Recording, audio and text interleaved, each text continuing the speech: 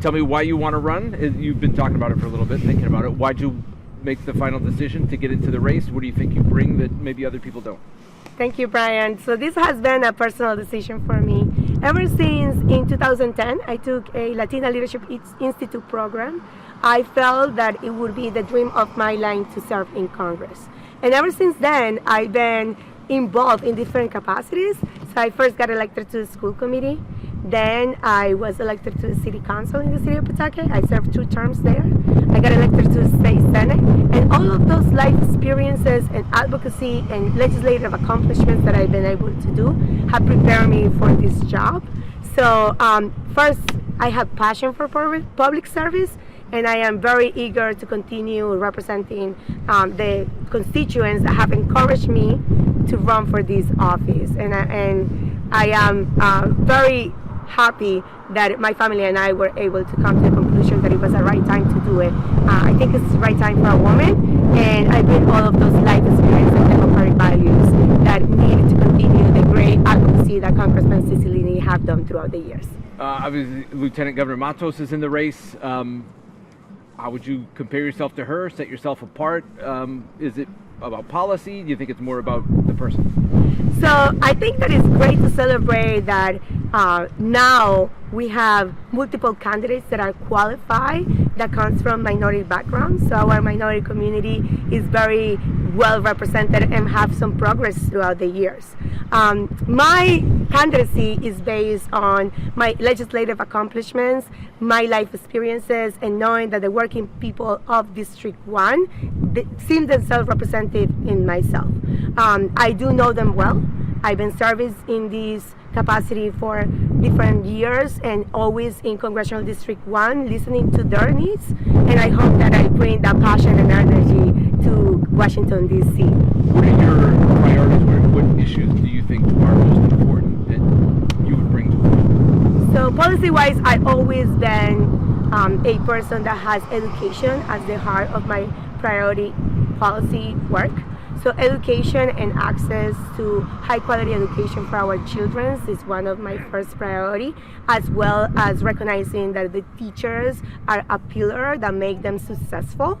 I also want to make sure that we take care of our environment. As a legislator, I was one of the lead co-sponsors of the Act on Climate, and I want to bring that advocacy back to Washington, D.C., as well as the right for a woman to choose. I think that we are in a moment in this country that we need to protect that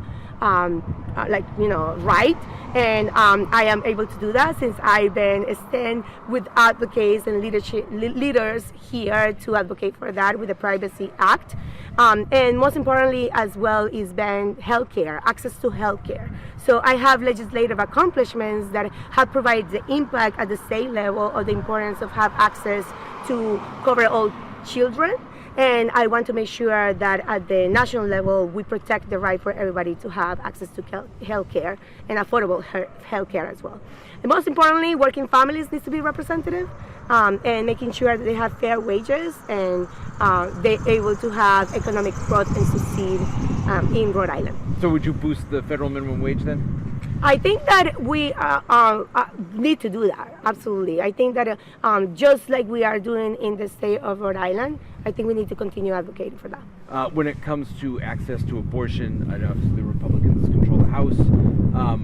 Would you support any restrictions on access to abortion or no? No restrictions in access to abortion. I think the decision has to come to the woman personal decision with their doctor, and no legislator needs to have a say on that.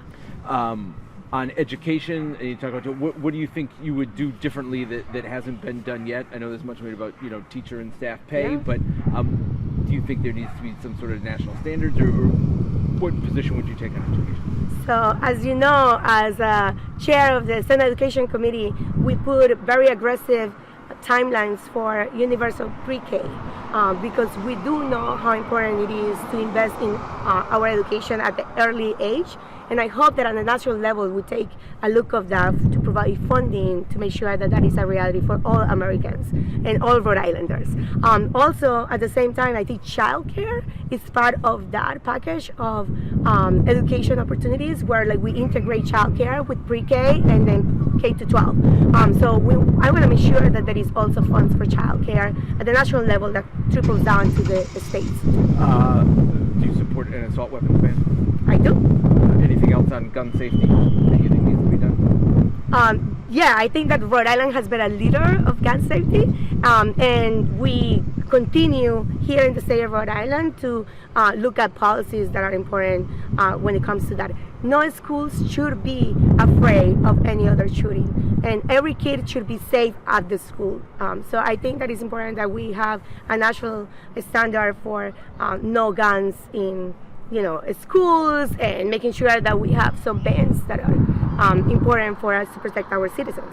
On international affairs, in terms of supporting Ukraine, the United States and President Biden have given financial assistance, military assistance. Some Republicans are saying enough is enough. Where do you stand on that? Do you think the United States should keep supporting Ukraine with money and weapons?